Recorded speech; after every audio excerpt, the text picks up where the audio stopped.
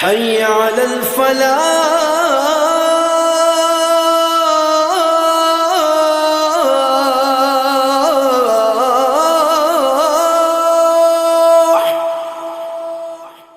حي على الفلاح.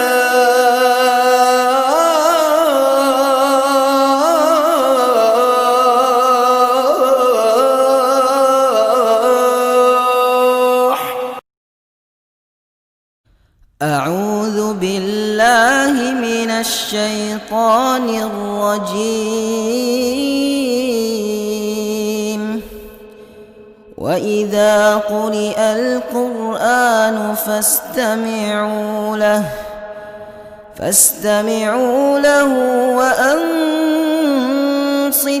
لعلكم ترحمون. اب ہم دیکھیں گے کہ اتنا اہم علم دین سیکھنے کے ایٹیکیٹس کیا ہے، یعنی جب اتنا امپورٹنس ہم نے سنا ہے، سمجھا ہے علم حاصل کرنے کا، طالب علم کی اتنی اہمیت ہم نے سمجھا ہے، پھر طالب علم جو علم حاصل نہیں کرتا، اس کے مطابق عمل نہیں کرتا، اس کی نحوستیں، اس کی جو اللہ تعالیٰ کی نظر میں جو نحوست ہم نے سمجھی ہے، تو اللہ تعالیٰ اس سے فائدہ اٹھانے والوں میں ہمیں شمار فرمائے. اب اس کو ہم سیکھنے کے جو ایٹیکیٹس ہے اس کو جاننے کی کوشش کریں گے. تو علم سیکھنے کے جو ایٹیکیٹس ہے، علم سیکھنے کے بارے میں جو باتیں ہیں، اس کے بارے میں کتابیں لکھی گئی. بہت سارے علماءوں نے اس کے ریلیٹڈ کتابیں لکھی. ابن عبد البر اور خطیب بغدادی اور بہت سارے علماءوں نے اس ٹاپک پہ بڑی بڑی کتابیں لکھ دی ہے، علم سیکھنے کے کیا آداب ہے. ٹھیک ہے، تو اب یہاں پر ہم سوچیں کہ کیا ہم یہ ادب ملحوظ رکھ رہے، کیا ہم جو ادب اس کا ہونا چاہیے وہ ادب سے ہم اس کو سیکھ رہے. سورہ کہف میں بتایا گیا آیت 103 اور 104 میں، قُلْ هَلْ نُنَبِّئُكُمْ بِالْأَخْسَرِينَ أَعْمَالًا الَّذِينَ ضَلَّ سَعْيُهُمْ فِي الْحَيَاةِ الدُّنْيَا وَهُمْ يَحْسَبُونَ أَنَّهُمْ يُحْسِنُونَ صُنْعًا. یعنی عمل کے اعتبار سے سب سے زیادہ خسارے میں وہ ہے کہ جن کی دنیاوی زندگی کی تمام تر کوششیں بیکار ہو گئی اور وہ اس گمان میں رہے کہ وہ بہت اچھے کام کر رہے. ٹھیک ہے، یعنی کوئی بھی کام، سارے کاموں کو بازو رکھیں، اب جو وقت چل رہا ہے ہمارا علم حاصل کرنے کا، اس کام پر ہم فوکس کریں گے کہ اللہ تعالیٰ یہاں پہ بتا رہے سب سے زیادہ خسارے میں ہیں اعمال کے اعتبار سے وہ لوگ جو جن کی دنیاوی زندگی کی تمام تر کوششیں بیکار ہو رہی، کس وجہ سے کہ وہ گمان کرے کہ ہم اچھا کام کریں. تو اس محفل میں جو ہم یہاں پر بیٹھے ہوئے ہیں، کتنے لوگ ہیں جو یہ سمجھ رہے ہیں کہ ہم نیک کام کرنے کے لیے یہاں پر بیٹھے ہیں، نیکی کے لیے ہم بیٹھے ہوئے ہیں، اچھائی ہم حاصل کریں، اچھائی کے لیے ہم بیٹھے ہوئے ہیں. لیکن اگر قیامت کے دن ہمیں یہ پتا چل گیا کہ یہ تمہارا یہاں پر بیٹھنا جو تھا وہ عکارت ہو گیا، برباد ہو گیا، سوچو کیا حالت ہوگی ہماری. ہم یہاں پر بیٹھے، ہم سمجھ رہے کہ ہم اچھا کام کر رہے ہیں، ہم اچھا بیٹھ رہے، ہمیں نیکی مل رہی ہے، ایک سیکنڈ ہمیں نیکی لکھی جا رہی ہے. لیکن قیامت کے دن یہ پتا چل رہا ہے کہ تمہارا وہ بیٹھنا جو تھا وہ عکارت گیا، برباد ہو گیا. تو آپ اس بات پہ سوچیں کہ کیا ہم جو علم حاصل کر رہے ہیں، جس پروسیجر سے ہم علم حاصل کر رہے ہیں، جو ریسپیکٹ ہمیں اس علم کو حاصل کرنے کے لیے دینا چاہیے، جو پروٹوکول ہمیں دینا چاہیے، کیا ہم دے رہے؟ کیا اس طریقے سے ہم علم حاصل کریں جس طریقے سے ہم سے ہمارا رب چاہتا ہے کہ تم اس طریقے سے علم حاصل کرو؟ کیا وہ طریقہ ہم استعمال کر رہے؟ جس جسمانی، روحانی اور جذباتی کیفیتوں میں ہم ہیں وہ قابل قبول ہے اللہ تعالیٰ کے پاس؟ جس سٹیٹس میں ہم بیٹھے ہوئے ہیں، ہماری اپنا ذرا گردن اپنی جھکا کر دیکھے، ہمارا جسم کس لیول پر ہے ہم سیکھ رہے، ہماری روح کس لیول پر ہے ہم یہاں پر جب سیکھ رہے، کس پتہ کیا بولوں، جسم ہمارا کس کیفیت میں ہے، روح ہماری کس کیفیت میں، ہمارے جذبات کس کیفیت میں ہے، کیا یہ کیفیتیں اللہ تعالیٰ کے پاس قابل قبول ہے؟ رب کو کیا ہمارا یہ بیٹھنا، ہمارا اندرونی حالت، ہماری بیرونی حالت اللہ تعالیٰ کو قبول ہے؟ اللہ تعالیٰ اس کا ریوارڈ ہمیں دے رہا ہے؟ کیا ہمارے اندر سے جو منفی خیالات ہے، جو یعنی اندرون کیا ہے، منفی خیالات سے ہمیں دور رہنا ہے، غلط سوچوں سے ہمیں دور رہنا ہے، کیا ہم یعنی اس کی مثبت خیالات کیا ہیں کہ اللہ کے لیے ہم علم حاصل کر رہے، اللہ کا دین سمجھنے کے لیے، اللہ کو راضی کرنے کے لیے ہم یہاں پر بیٹھے ہوئے، کیا ہمارا اندرونی ایسی کیفیت ہے؟ ہمارا بیرون کیا درست ہے؟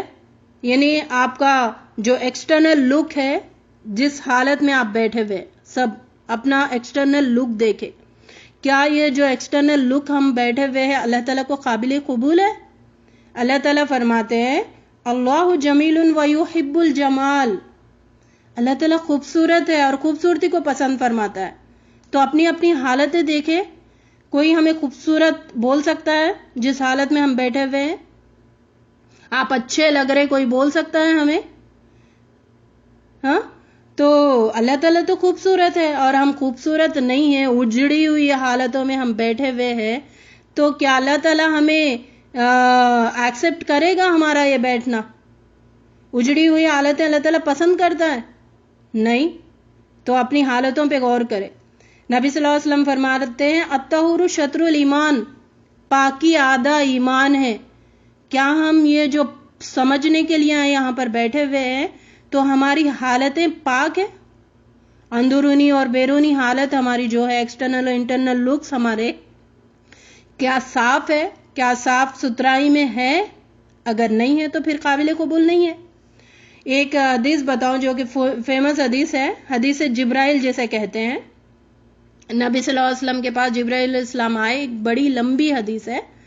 تو جبرائیل علیہ السلام آئے اور انہوں نے ایمان اور عقیدوں کے بارے میں نبی صلی اللہ علیہ وسلم کو انہوں نے تعلیم دیا ہے، لیکن اس میں دو باتیں بہت اہمیت کے حامل ہیں، یعنی تعلیم دے رہے تھے۔ جو جبرائیل علیہ السلام تھے اس وقت استاد تھے اور نبی صلی اللہ علیہ وسلم طالب علم تھے اور آپ کو علم حاصل کروا رہے تھے۔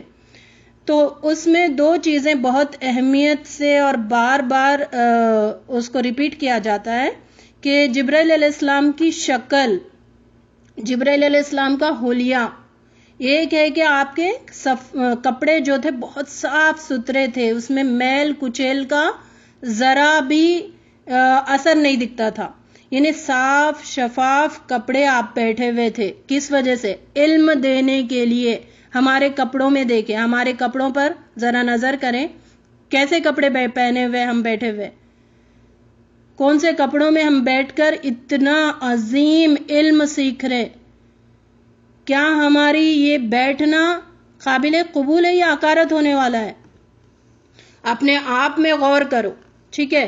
اس کا مطلب یہ میں نہیں بتا رہی کہ آپ بہت ہی بھاری بھاری کپڑے اٹھا کے، جو کپڑے پہن کے بیٹھے ہوئے صاف ستھرے ہے، طریقہ ہے، تمیز ہے جو ہم بیٹھے ہوئے۔ تو دوسرا بتایا جاتا ہے جبرائیل علیہ السلام کے بارے میں، آپ کے بال جو تھے سیاہ بال تھے، ایسے جمے ہوئے بال تھے کہ چمک رہے تھے بال۔ یہ کب آتی ہے؟ جب انسان بہت اچھے سے بال کو سنوارتا ہے اور اس کو سیٹ کر کے رکھتا ہے، تو یہ چیز ویسے ہوتی ہے، یعنی انسان جب اس کو سیٹ نہیں کرتا ہے تو پھر ایسے ہوتا ہے جیسے بالوں میں بم پھٹا ہوا ہے۔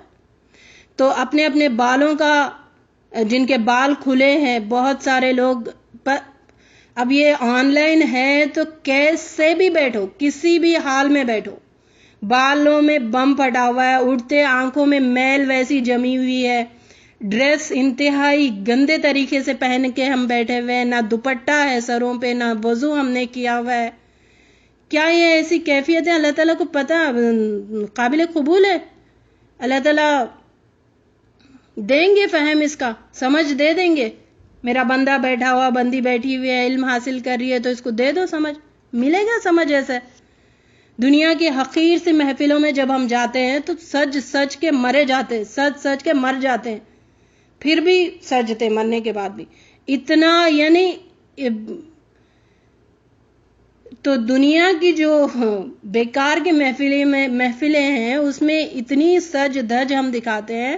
علم کی مجلسوں میں نہ ہمیں نظافت کا اہتمام ہے, نہ پاکیزگی کا اہتمام ہے, نہ اللہ تعالیٰ کے خوف ہے, نہ صفائی کا اہتمام ہے, نہ طہارت کا اہتمام ہے.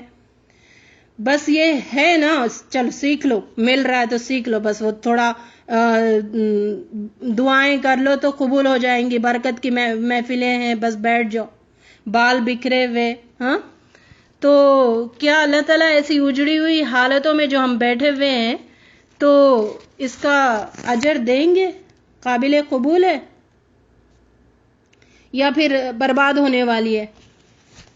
یہ وقت ہمارا برباد ہونے والا ہے یا قبول ہونے والا ہے؟ سوچے اس چیز پہ. کوئی اسکول جاتا ہے, بچے جب اسکول جاتے ہیں ان کا جو ڈریس ہوتا ہے یا پھر ویکلی جو ڈریس ہوتا ہے ایک دن کا, تو وہ اگر نہیں ہوتا تو بچے ہنگامہ مچا دیتے ہیں. مائیں اگر صبح اٹھ کے وہ میلندان میں پڑا ہوا ہے تو ماؤں کی کیفیت یہ ہو جاتی ہے اب میں اس کو کیا پہنا کے بھیجوں, اسکول میں تو آنے نہیں دیتے. یعنی دنیا کے جو علوم ہے جس کا صرف دنیا میں ہی فائدہ ہے یا پھر جس کا فائدہ پہنچتا بھی نہیں بہت سارے لوگوں کو, اس کے بارے میں اتنے ایٹیکیٹس, اتنا طریقہ, اتنا سج دھج کے ایک سسٹم میں اختیار کیا جاتا ہے. اور دین کے علم میں اور یہ حالتیں جو ہماری ہے, جس حالت میں ہم بیٹھے ہوئے ہیں, اگر وہ اللہ تعالیٰ کو پسند نہیں ہے تو اللہ تعالیٰ فہم بھی عطا نہیں فرمائے گا اور دوسروں کے لیے بیزاری کا سامان بھی ہم فراہم کرتے ہیں. ہاں ہم دوسرے جب آپ کو اس کیمرہ میں دیکھتے ہیں یا پھر آپ کے گھر والے جب ہم یہ بیٹھ رہے ہیں یہاں پر ان محفلوں میں, تو گھر والوں کو بغیر بولے دعوت پہنچنا کہ یہ دیکھو یہ قرآن سننے کے لیے بیٹھ رہے, یہ قرآن کی عظمت ہے. ہم چیخ رہے, بچے چیخ رہے, چلا رہے, آپ کیسی بھی حالت میں بیٹھے ہوئے ہیں, چلو ٹھیک ہے آپ کام کرتے ہوئے سنو, لیکن آپ کی پوری توجہ ادھر ہے. میکزیمم کوشش کریں کہ ہم سارے کام نپٹا دیں یا یہ کر لیں کہ اب مجھے بیٹھنا, یہ بہت اہمیت کی جو چیز ہے اسے مجھے حاصل کرنا ہے, یہ کیفیت رکھو. ورنہ کبھی لگ جاتا ہے کہ اس کے گھر میں کیسا ہے وہ ڈیفرنٹ ہے, لیکن اس کی پوری نیت اچھی ہے, نیت صحیح ہے اور وہ پورے کانسنٹریشن کے ساتھ سن رہا ہے تو اس کے لیے قابل قبول ہے. اللہ تعالیٰ دلوں کی حالت جانتا ہے. نبی اللہ تعالیٰ قرآن میں ارشاد فرماتے ہیں سورہ مدثر میں, جو کہ ابتدائی وحی کی آیتیں ہیں, یا ایھا المدثر قم فانذر وربک فکبر وثیابک فطہر والرجز فہجر. اپنے کپڑے اے اوڑھنے والے کھڑے ہو جا, اے کپڑے اوڑھنے والے کھڑے ہو جا اور آگاہ کر دے اور اپنے رب ہی کی بڑائیاں بیان کر. پھر بتایا گیا اپنے کپڑوں کو پاک رکھا کرو, ناپاکی کو چھوڑ دو. یعنی یہ نبی صلی اللہ علیہ وسلم کو پہلی وحی جو تھی وہ علم حاصل کرنے کے بارے میں تھی, پڑھنے کے بارے میں تھی. اور دوسری وحی جو اللہ تعالیٰ نے ابتدائی وحیوں میں بتایا کہ اٹھو, جب لوگوں کو بتا رہے تو اٹھو, کپڑے صاف کرو, ناپاکی کو چھوڑ دو, اجڑی ہوئی حالتوں کو چھوڑ دو, اٹھو اور لوگوں کو علم دین پہنچاؤ. یہاں پر ہمیں پاکیزگی کا جو خصوصی علم اللہ تعالیٰ ہمیں دے رہے, کپڑے صاف رکھنے کا خصوصی علم اللہ تعالیٰ ہمیں دے رہے. تو یہاں پر دیکھیں کہ ہم کتنے بڑے مشن پر ہیں اور ہماری تیاری کیا ہے. ہم اس مشن پہ یہاں پر بیٹھے ہوئے جو ہمارا الٹیمیٹ گول ہے, جس تک پہنچنے کی ہم سب کی جستجو ہے, اور اس جستجو میں بیٹھے ہوئے ہیں. اور ہماری کوششیں کیسی ہے, دیکھیے ہماری تیاریاں کیسی ہے. ہے بہت سارے لوگ اس محفل میں بھی بہت سارے ایسے لوگ ہیں جو ڈیڈیکیٹڈ ہو کر بیٹھ جاتے ہیں، یعنی اس کو ایسے کلاس روم جیسا لک بھی دے دیتے ہیں اور بیٹھ جاتے ہیں، اور اللہ تعالیٰ کا ذکر، ان کی ادائیں اللہ تعالیٰ کو بہت پسند آتی ہے۔ معذب ہو کر بیٹھنا چاہیے، اپنے آپ کو بھی احساس دلائیں کہ ہم رب کی قدر کر رہے ہیں، ہم رب کی قدر کر رہے ہیں، رب کو ہم پہچان رہے، رب کی باتیں سمجھ رہے۔ وہ پہلے خود اپنے آپ کو احساس کروائے نا، پھر دوسرے لوگوں کو ہم احساس کروانے کے قابل بنیں گے۔ پہلے خود تو احساس کرے کہ ہم رب کی باتیں سن رہے، وہ رب جو کائنات کا، پوری جہاں کا مالک ہے، اس کی باتیں سننے کے لیے ہم بیٹھے ہوئے۔ پہلے دوسروں کو بولنا چھوڑے، خود کو احساس کروائے نا۔ تو ہم تو خود کو احساس ہی نہیں کروا رہے کہ ہم کس مشن پہ بیٹھے ہوئے۔ تو جب ہم اس اتنے بڑے مشن پہ بیٹھے ہوئے تو ہماری تیاری بھی اتنی اعلیٰ درجے کی ہونا چاہیے۔ صحابہ کرام کے بارے میں آتا ہے کأن رؤوسہم الطیر، یعنی جیسے وہ اس درس کی محفلوں میں ایسے بیٹھتے تھے جیسے ان کے سروں پر پرندے آ کر بیٹھ جاتے، یعنی اتنا اسٹیچو، جیسے اسٹیچو ہوتا ہے ویسے وہ لوگ بیٹھا کرتے تھے، اور بہت غور و فکر سے سنتے تھے اور ہلتے بھی نہیں تھے، اور ان کا نہ ہلنے کی وجہ سے پرندے آ کر ان کے اوپر سروں پر بیٹھ جاتے تھے۔ ہماری کیفیت دیکھو ذرا، ہم کیسے بیٹھے ہوئے۔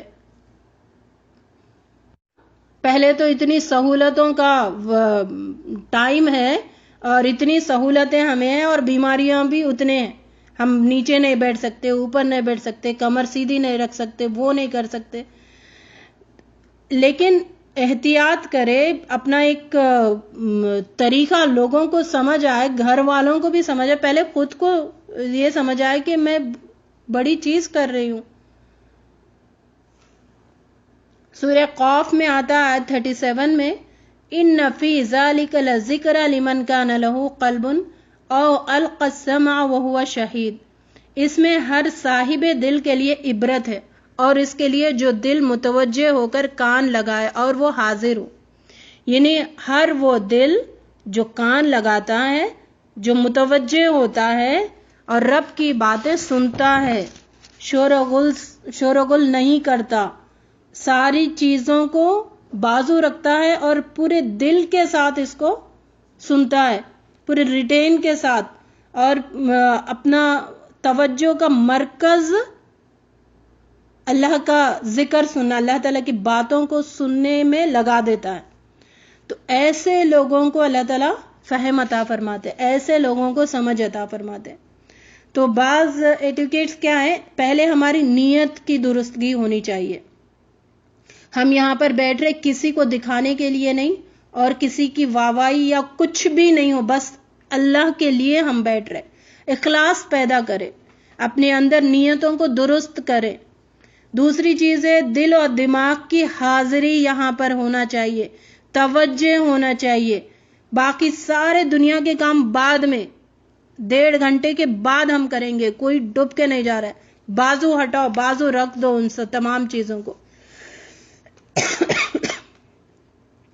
توجہ کرو، سنو ان چیزوں پر۔ یہ باتیں میری بایوگرافی نہیں بتا رہی میں، یا پھر کسی اور کی بایوگرافی نہیں بتا رہی، یہ اللہ تعالیٰ کی باتیں ہیں، اللہ تعالیٰ کا دین ہے،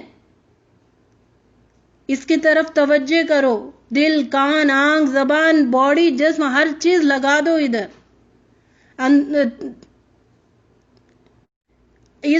جب بیٹھے ہوئے اسی وقت سارے کام یاد آتے ہیں، بچوں کو چیخ رہے، ادھر وہ کام، وہ لاؤ، یہ لاؤ، ادھر لاؤ، ایسی کیفیت ہوتی ہے۔ اب بیٹھے ہوئے نا، اب 1.5 گھنٹے، بھنڈی بھی کاٹ لو، سبزی بھی صاف کر لو، کپڑے بھی طے کر لو، پتہ نہیں کیا کیا کر لو، ہاں۔ تو اندرونی اور بیرونی خیالات پر ہمیں کنٹرول ہونا چاہیے۔ طریقہ جو ایکسٹرنل اور انٹرنل جو خیالات ہیں ہمارے، اس کو کنٹرول کر کے بیٹھو، کیونکہ یہ جو ہماری اتنی فضیلت ہے نا، ہم طالب علم ہیں، اللہ تعالیٰ نے اتنی فضیلت ہے، جب اتنی فضیلت ہے تو وہ جو ہمارا دشمن ہے بے وقوف، وہ تو پیچھا تو نہیں چھوڑے گا نا، ہمارے دماغوں میں لائے گا۔ اچھا کون کون ہے ذرا دیکھو، آج کتنے لوگ بیٹھے، کون ہے، کون سن رہا ہے، کس کا کیمرہ آن ہے، کس کا کیمرہ آن نہیں ہے، یہ سب پر خیال کرو. پھر موبائل بازو رکھ دو اور اپنا کان اس پہ لگاؤ. کنٹرول کرو اپنی سوچوں کو، کنٹرول کرو اپنی حالتوں کو، اور توجہ کرو اللہ تعالیٰ کی طرف. اور اندرونی اور بیرونی کی صفائی کا خیال کرو. اور انٹرنل ایکسٹرنل ہمارا صاف ستھرا ہونا چاہیے. ہمارے ہاتھوں میں پین ہو. یہ طالب علم کی، یعنی آپ کسی بھی عمر کے ہو، بچے ہو، بڑے ہو، بوڑھے ہو، کسی بھی عمر کے ہو. پڑھا تھا ہم نے کہ طلب العلم فریضۃ علی کل مسلم. طریقہ کیا ہے؟ قلم ہاتھ میں ہونا چاہیے. قلم ہاتھ میں پکڑو، کتاب سامنے رکھو، نظریں کتاب پر ہونی چاہیے، اور جو امپورٹنٹ پوائنٹس آتے ہیں تو اس کو لکھو، اس کو لکھنے کی کوشش کرو، غور و فکر کرو، تدبر کے ساتھ بیٹھو. غور و فکر کے ساتھ ہمیں بیٹھنا چاہیے. اور جب یہ ہم علم سیکھ رہے تو کچھ بھی ڈاؤٹ ہو تو اس کو لکھ لو. جب استاد اس کے بارے میں پوچھے کہ جب وقت دے تو آپ اس کا اظہار کرو. جھجک چھوڑنا چاہیے. انسان کے اندر جھجک بھی ہوتی ہے تو علم حاصل نہیں ہوتا. شرم چھوڑنا چاہیے کہ ہم علم حاصل کریں. ہمیں ہر چیز معلوم کرنا ہے. شرم اور جھجک چھوڑیں گے تو علم حاصل ہوگا. بہت سارا سوال جب کیا جاتا ہے تو سب بیٹھے ہوئے، بس 5-6 لوگ وہی جو ریپیٹ کر رہے. جب تک ہم بولیں گے نہیں تو ہمیں دعوت دینا کیسے آئے گا؟ بولنا چاہیے نا. اور وقت کی پابندی، خاص کر کلاس سٹارٹ ہوتا ہے 9 o'clock پہ، اور ہم آتے آرام سے 10 بجے، 9:30 پہ آ جاتے ہیں. دیکھیے دنیا کا سارا نظام جو اللہ تعالیٰ نے بنایا ہوا ہے وقت پہ چل رہا ہے. صبح، شام، رات، دن، ہر چیز وقت پہ چل رہی ہے. اور قیامت بھی وقت پہ آنی ہے. ہماری قسمتیں بھی جو ہم کریں گے، جو ہوگا، اس کا بھی اللہ تعالیٰ نے وقت مقرر کر رکھا ہے. وقت کی اللہ تعالیٰ کے پاس کتنی قدر ہے، اور ہم اتنے ناخلف ہے کہ ہمارے پاس وقت کی قدر ہی نہیں ہے. ہاں ہو رہا ہے نا، بیچ میں جا کے کیچ کر لیں گے، ہم بڑے یہ، ہم بڑے وہ. بعض لوگ ماشاءاللہ دل سے دعا نکلتی ہے کہ 20 منٹ پہلے سے جب تلاوت لگی ہوتی جب سے بیٹھ جاتے، شوق دکھتا ہے ان کا. اللہ تعالیٰ ہمیں شوق عطا کرے، اس کی اہمیت ہمارے دلوں میں پیدا فرمائے. اور جب بیٹھے تو سیدھے ہو کر بیٹھے، لیٹے ہوئے اوندھا لیٹ رہے، سیدھا لیٹ رہے، پتہ نہیں. بیٹھنے کا بھی اتنا گندا طریقے سے ہم بیٹھتے ہیں تو فرشتے وہاں سے، شیطان چلا ہی جاتا. چلو ٹھیک ہے، یہ تو مجھے بہکانے کی ضرورت نہیں، یہ حرکتیں ہی شیطانی کر رہا ہے نا، میرے ہی حرکتیں کر رہا ہے، اب اس کو بہکانے کی ضرورت نہیں، وہاں سے نکل ہی جاتا. ایسی حالتوں میں ہم بیٹھے ہوئے رہتے، شیطان بھی شرما کے نکل جاتا ہے. اللہ تعالیٰ ہمیں ہدایت عطا فرمائے. سب سے بیٹھنے کا بیسٹ طریقہ ہے اتحیات میں جو بیٹھا جاتا ہے، وہ بیٹھنے کا طریقہ علم حاصل کرنے کے لیے بیسٹ ہے. جبرائیل علیہ السلام آئے تھے تو اس حالت میں بیٹھے تھے، نبی صلی اللہ علیہ وسلم کا گھٹنا اور ان کا گھٹنا دونوں ساتھ میں ملے ہوئے تھے. اسٹریٹ بیٹھنا، اتحیات میں جیسے بیٹھا جاتا ہے ویسے بیٹھنا. شور و غل، ڈسٹربنس سب روک دو.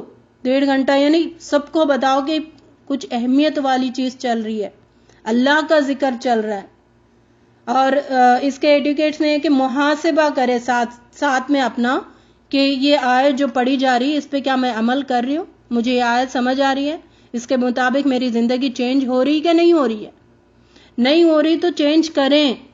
قرآن صرف سننے، سمجھنے، پڑھنے کے لیے نہیں ہے، قرآن عمل کرنے کے لیے. نبی صلی اللہ علیہ وسلم کو اللہ تعالیٰ نے عمل کر کے دکھوانے کے لیے کہا ہے. عمل ہے مقصد، ہمارا بیٹھنا یہاں پر عمل ہے. ہم انڈیا پاکستان کے لوگ تبرکات، برکات، نیکیاں، اس میں شیطان نے ہمیں گمراہ کر دیا. یہ تبرک برکت تو ہے، وہ سیکنڈری ہے، لیکن فرسٹ چیز کیا ہے؟ عمل درست ہو ہمارا. ایک بات جب پڑھے تو اس کے مطابق زندگی چینج ہو جانا. جیسے ہم بار بار سمجھ رہے، صحابہ کرام 10 آیتیں ہی لیتے تھے، چاہے اس کو کتنے بھی سال لگے، اس کو یاد کرے اور اس پر عمل کرتے تھے، پھر دوسری آیتیں لیتے تھے. ہم تو سیکھتے جا رہے بڑھتے جا رہے، لیکن وہی ہے نا، عمل کچھ نہیں ہے تو کیا فائدہ؟ تو قرآن جو ہم جس چیز کے لیے ہم یہاں پہ بیٹھے ہوئے، بہت بھاری چیز ہے. یہ قرآن بہت ہی بھاری چیز ہے. اس کو کھیل تماشا نہ کرے، ہنسی مذاق نہ کرے. ہنسی مذاق کے لیے، کھیل تماشے کے لیے بیٹھ کے اپنے اس بیٹھنے کو برباد نہ کرے، اس وقت کو ضائع نہ کرے. سورہ حشر میں آیت 21 میں بتایا گیا وَلَوْ أَنزَلْنَا هَذَا الْقُرْآنَ عَلَى جَبَلٍ لَرَأَيْتَهُ خَاشِعًا مُتَصَدِّعًا مِنْ خَشْيَةِ اللَّهِ. اگر یہ بھاری یہ چیز، یہ جو قرآن ہے، اگر پہاڑ پہ نازل کیا جاتا، پہاڑ ریزہ ہو جاتا.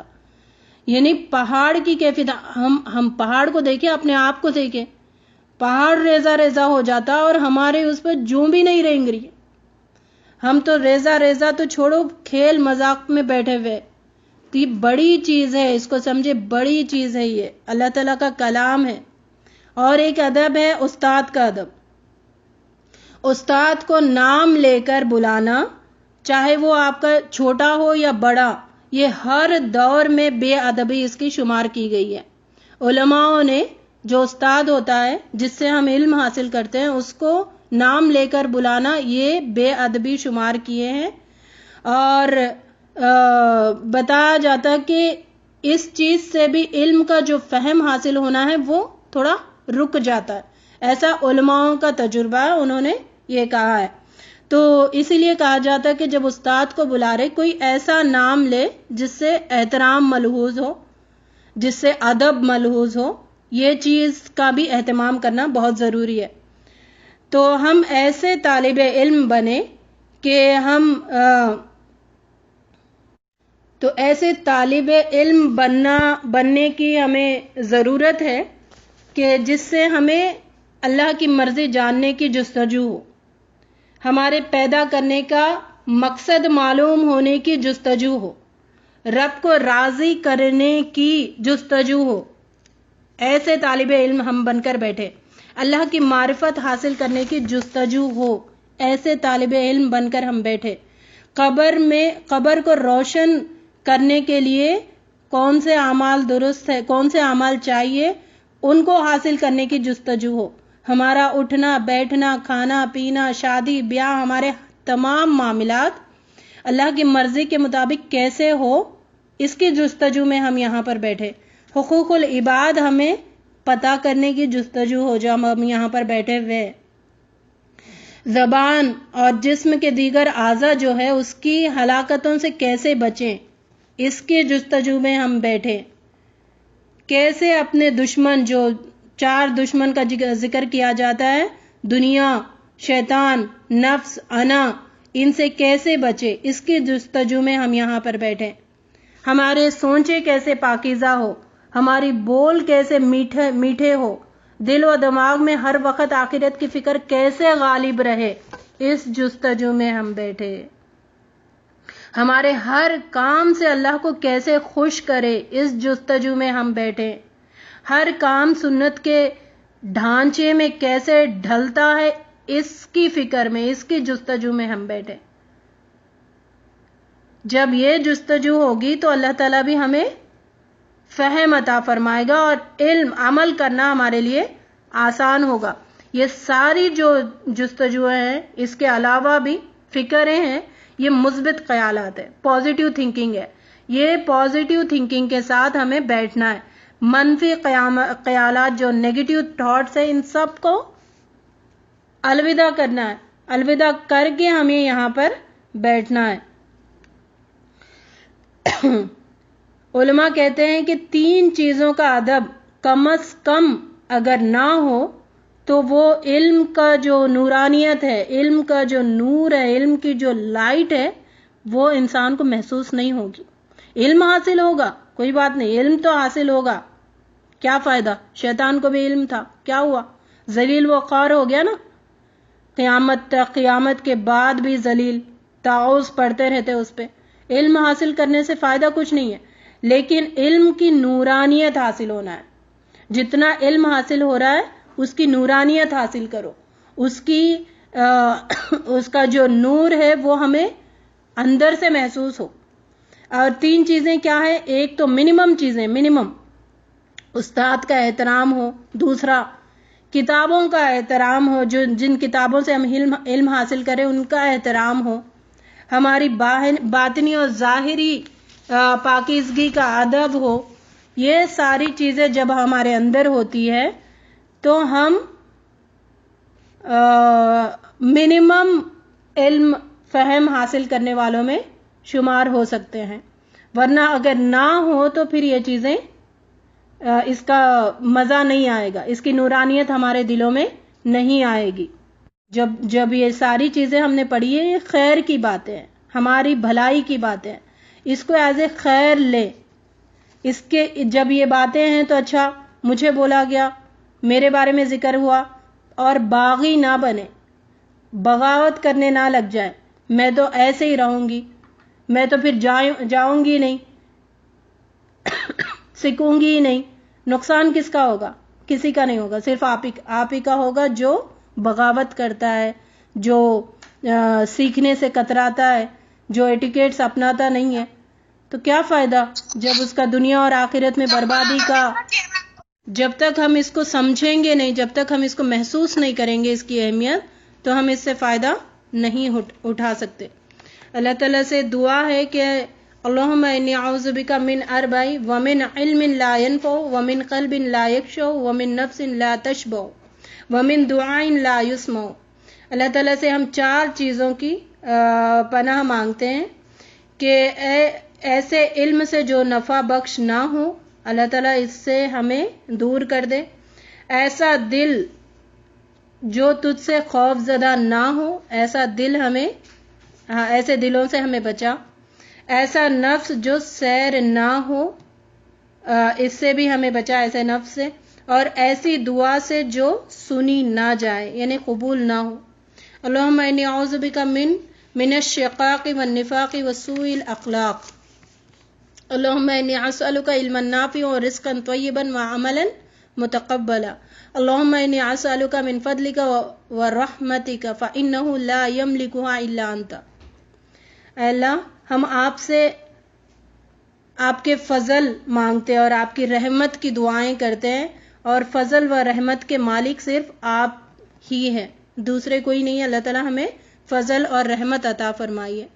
اللہم انفعنی بما علمتنی وعلمنی ما ینفعنی وزدنا علما. اللہ تعالیٰ ہمیں علم میں اضافہ فرما، ہمارے علم میں اضافہ فرما، اور ہمیں اس کے مطابق عمل کرنے والا بنا، اور ہمیں صحیح علم جو علم آپ کے پاس قابل قبول ہے، وہ علم ہمیں ویسے علم ہمیں عطا فرمائیے، اور اس سے فائدہ اٹھانے والوں میں ہمارا شمار فرمائیے. اللہم مصرف القلوب صرف قلوبنا علی طاعتک. اے اللہ، اے دلوں کو پھیرنے والے، ہمارے دلوں کو اپنی اطاعت کی طرف پھیر دے، ہمارے دلوں کو اپنی بات ماننے کی طرف پھیر دے. آمین. اللہم انفعنی بما علمتنی وعلمنی ما ینفعنی وزدنا علما. اللہم زدنا ایمانا.